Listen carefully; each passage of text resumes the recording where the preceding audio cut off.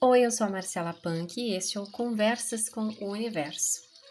Hoje eu vou falar sobre uma pauta que foi um pedido de uma pessoa especial que me encontrou lá no Instagram, @marcelapunkterapeuta, e que pediu que eu falasse sobre isso. Sobre o mal, as energias do mal, aqueles pensamentos negativos direcionados pra gente, as magias, os trabalhos que têm a intenção de nos prejudicar. Isso me fez lembrar de uma mãe de santo que eu conheci no interior do Rio Grande do Sul, aqui no sul do Brasil, onde eu estou, quando eu tinha 16 anos. A minha mãe me levou lá e ela me disse que um ex-namorado tinha feito um trabalho para mim, uma magia para eu nunca me esquecer dele. E de fato, eu era obcecada pelo rapaz. E eu disse para ela, mas então ele foi em alguma casa de religião, encomendou um trabalho? E ela falou, não.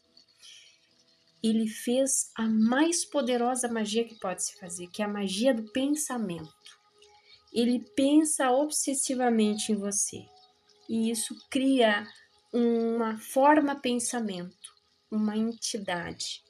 Por isso que se fala tanto que é importante observar o que a gente pensa, o que a gente sente, o que a gente fala. Sempre digo da importância da gente nutrir a nossa dimensão espiritual, desenvolver as nossas habilidades psíquicas, porque no dia em que todos nós enxergarmos as massas de energia que saem de nós, que se desprendem de nós, que a gente cria a partir daquilo que a gente pensa, sente, fala, a gente vai mudar mais rapidamente o que a gente está emanando. Imagina você, que você tá aí se autodepreciando, dizendo, tudo dá errado pra mim, porque eu não aprendo, porque eu sempre tô repetindo esse mesmo ciclo, porque de novo eu escorreguei. Imagina que tá saindo aqueles balõezinhos de diálogo dos gibis, sabe? Eu adoro essa imagem. Lembra a Turma da Mônica, que era muito famosa, popular aqui no Brasil na década de 90? Até hoje tem os gibis, né? Da Disney, do Tio Patinhas, do Pato Donald, do Mickey. E aí quando tem a fala do personagem, tem aquela bolinha, aquele balãozinho, né? Então quando eu tô ali me autodepreciando, sai um balãozinho escuro, como se fosse uma fumaça densa, daquelas que saem das chaminés das indústrias, aquela fumaça que sai do escapamento dos carros. Já pensou se no momento em que eu estivesse me autodepreciando eu enxergasse essa nuvem de fumaça fedorenta, escura, pesada? Será que eu faria isso de novo comigo? E aí você pode me perguntar, mas então, Marcela, por que nós não vemos? Porque nem todos nós vemos aquilo que nós estamos criando no plano energético. Em parte por escolha nossa, né? Escolha da nossa alma. A gente escolheu viver essa experiência aqui na Terra com tal do véu do esquecimento, com todos esses filtros que nos impedem de viver a plenitude do nosso ser, da nossa alma, a gloriosa habilidade da nossa alma, a imensidão do nosso ser. Sim, eu estou exagerando aqui, não estou exagerando, estou tentando dar dimensão para você do seu tamanho. E a gente escolheu se compactar para viver essa experiência aqui. E também tem uma influência externa, né, de alguns sistemas de controle que se aproveitaram das condições dessa experiência, do nível de consciência que a gente tem aqui na Terra, para potencializar essa limitação.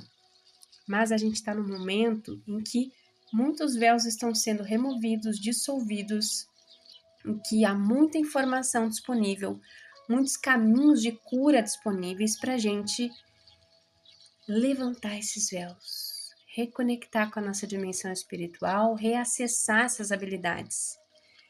Então, assim como quando eu me autodeprecio, eu produzo essa massa densa, essa fumaça densa e fedorenta, quando alguém pensa mal de mim ou fala mal de mim, isso também vem para mim, vem na minha direção.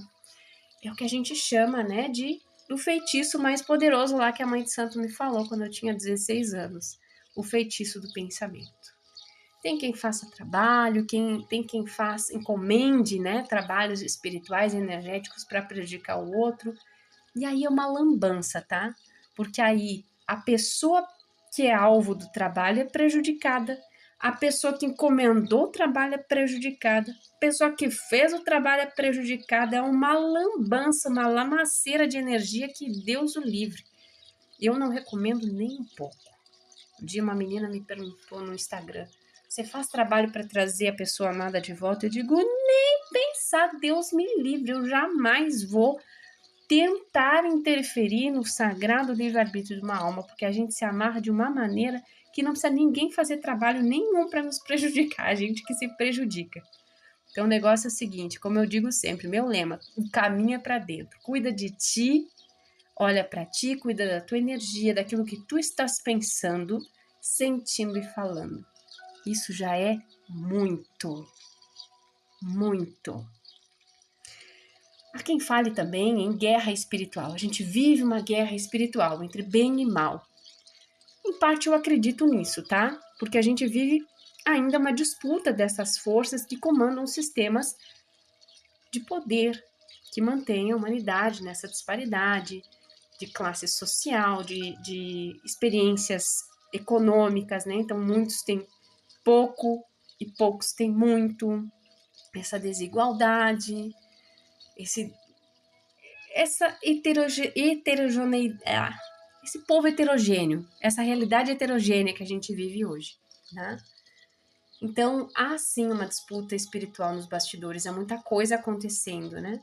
Mas eu não diria que é uma briga entre o bem e o mal, isso é uma visão muito dual, né? Que a gente tem aqui dentro da nossa limitação de consciência.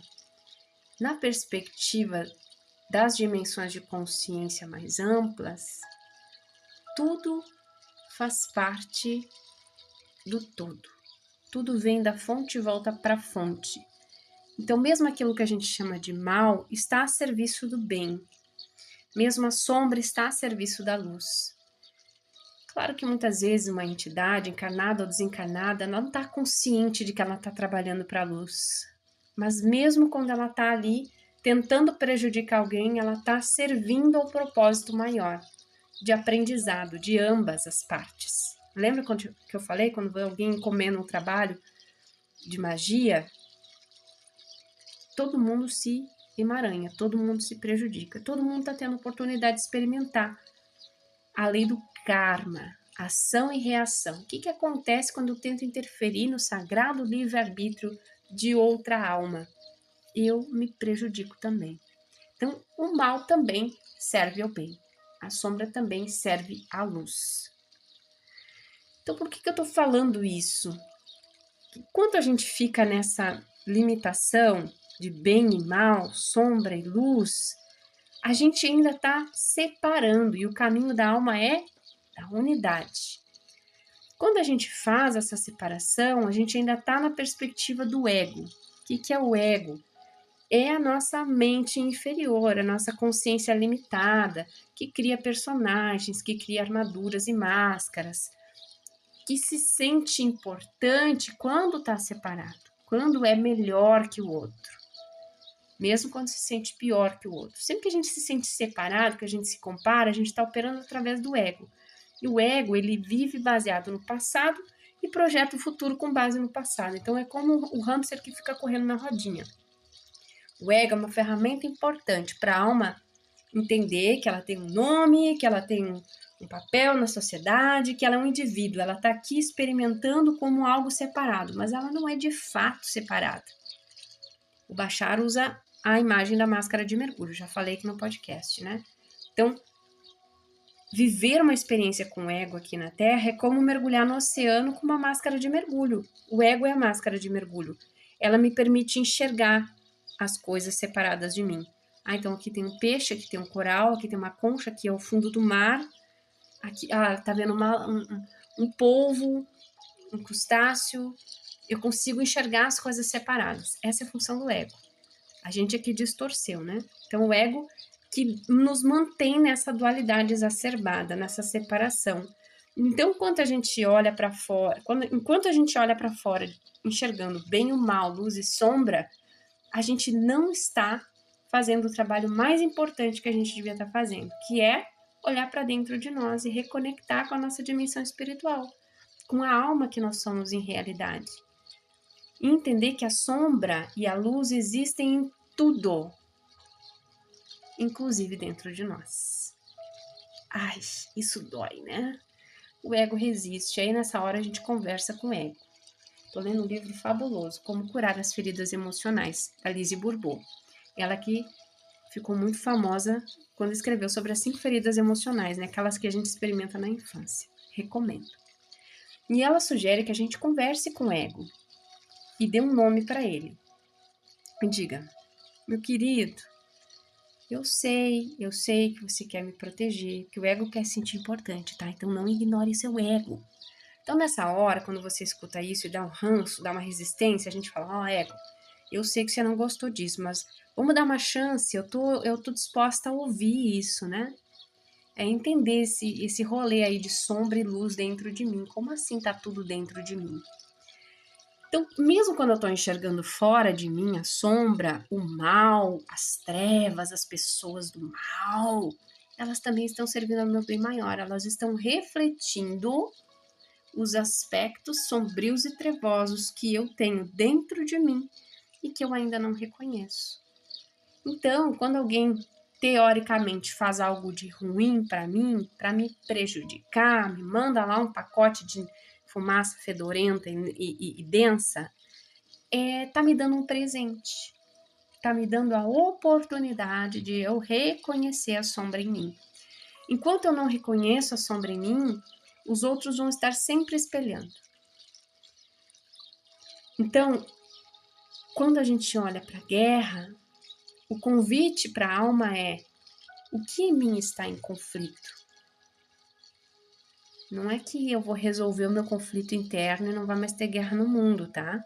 Mas aquilo não vai mais me doer. Porque cada um tem que lidar com os seus BOs, né? Ação e reação. Então eu invado um país, o outro país que foi invadido reage. Bom, eles têm que se resolver isso aí, né? Isso aí, ninguém tá isento de resolver seus conflitos. Mas aquilo não me dói, não me destrói mais. Assim como a política. Tem muita gente que me diz assim, mas Marcela, isso me tira o sono, esses políticos corruptos, toda essa roubalheira, essa injustiça. Eu digo, olha para dentro de ti. Onde que tu estás te corrompendo? Onde que tu tá te traindo? Onde que tu tá sonegando? Tu tá te deixando de te ouvir, deixando de seguir os teus sonhos, de seguir a tua verdade, onde tu tá sendo injusta contigo. Isso vai acabar com a corrupção? Não vai. Isso vai acabar com a tua dor e o teu sofrimento, porque aí tu integra as tuas sombras. Sombra é tudo aquilo que a gente não reconhece em nós.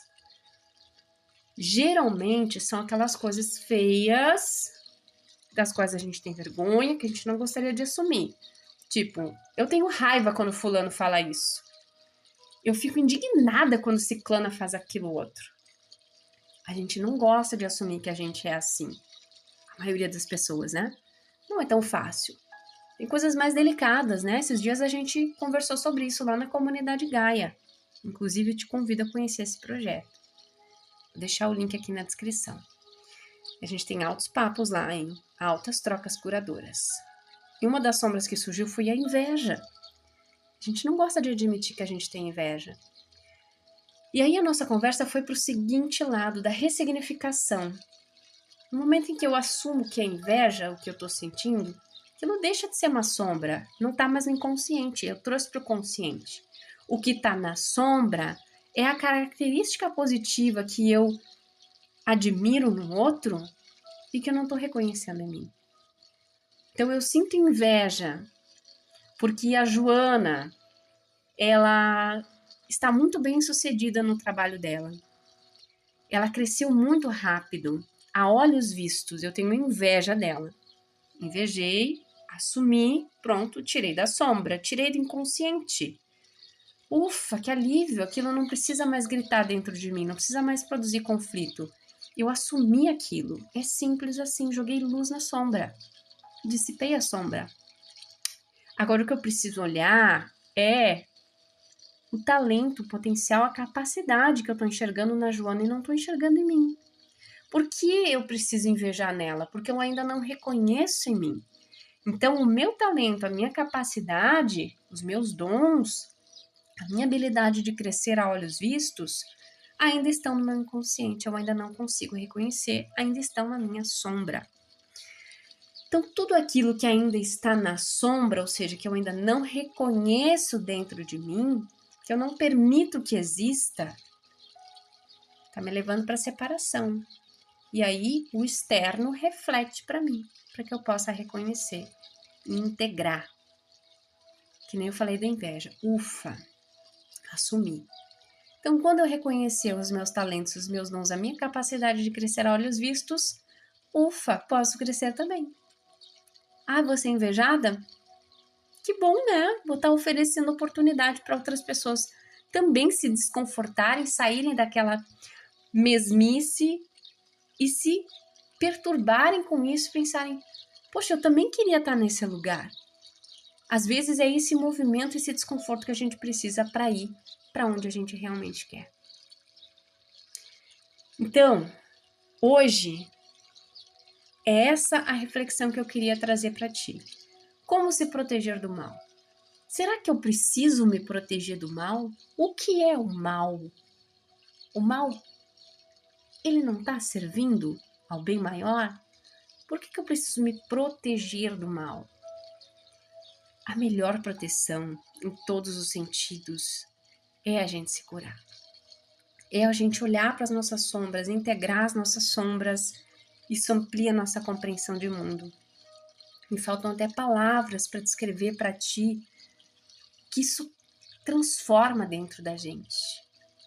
Aquilo que nos incomodava antes, deixa de incomodar. A gente enxerga a vida de uma maneira tão mais ampla que aqueles problemas que antes pareciam gigantes ficam do tamanho de uma formiguinha. Continuam existindo, mas já não interferem tanto. Não tiram mais a nossa paz. Já não é tão fácil tirar a nossa paz, sabe? Então eu sempre digo, o caminho é para dentro. Todo o resto é distração. Ficar apontando o dedo para fora e dizendo que ele é mau, ela é má, ele tá fazendo magia, ele tá fazendo trabalho, ele quer me prejudicar, tá me obsidiando. Tô perdendo tempo, um tempo precioso que eu podia estar olhando para dentro de mim, acolhendo as minhas sombras, encontrando a minha paz. Espero que essa conversa tenha mexido contigo, que tenha feito sentido. Eu preciso te dizer, né? Eu sou terapeuta, caso você não saiba. Se você quiser ajuda para esse processo, me chama para marcar o teu atendimento. Eu sugiro fortemente um pacote de atendimentos ou a mentoria Aurora.